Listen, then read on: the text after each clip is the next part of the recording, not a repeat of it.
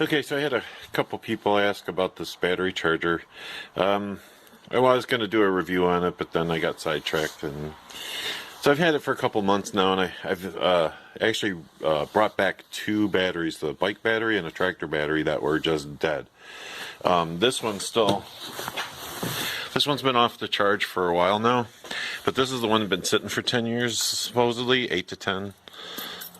And as you can see, it brought the battery back. The light's on. Everything works. This is by Black & Decker, but Stanley makes the same thing. They're around $55 to $60 depending on where you get them. They have an engine start. Let's see if I can get a good shot of this. So it has engine start, alternator check, battery voltage check, and then the battery recondition, and then your charge button.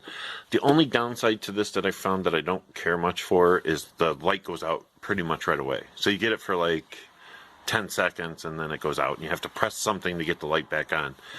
So so the clamps are, you know, pretty standard issue. It doesn't make any noise. It seems to work really well. It seems pretty rugged. I've accidentally dropped it a couple times. The engine starts, works pretty good. I've used it a couple of times. In fact,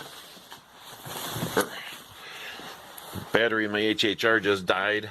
It left me stranded at lunch, so got a new battery. So why don't I recondition this battery and just not spend the $100 for the new battery? Timing. To recondition a battery takes anywhere from 24 hours or longer. This one took something like almost a week. The tractor battery took like 3 days. This would take at least 24 hours, and I need the car for work tomorrow.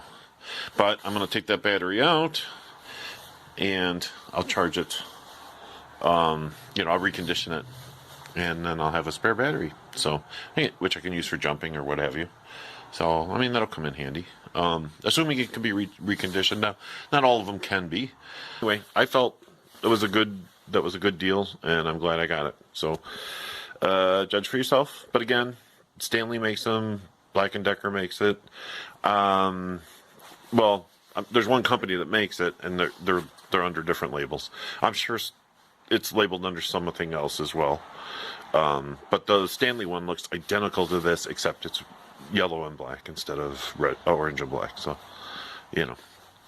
Anyway, so that's the deal with that.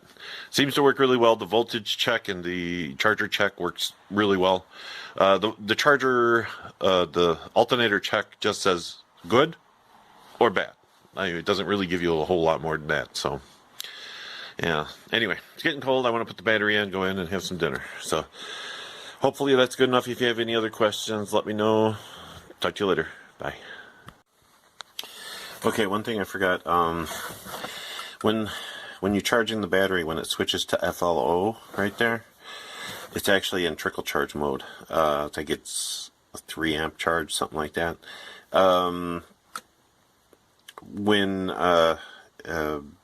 not sure what FLO stands for. It doesn't say in the manual, but it does say that when it's in that mode, it's trickle charging.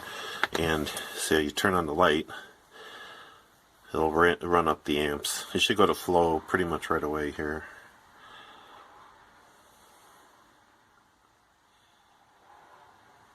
And see how quickly the light goes out.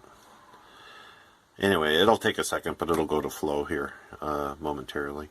The battery, the new battery I put in should be fully charged by now. But it says it's a 0 to 15 amp battery charger and a 40 amp engine start.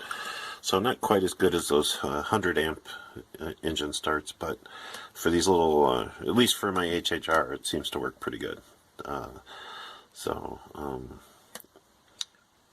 Basically, when you put it in engine start, it does a 90-second charge at 40 amps, and then it keeps it at 40 amps until you start the car. So, just thought I'd point that out.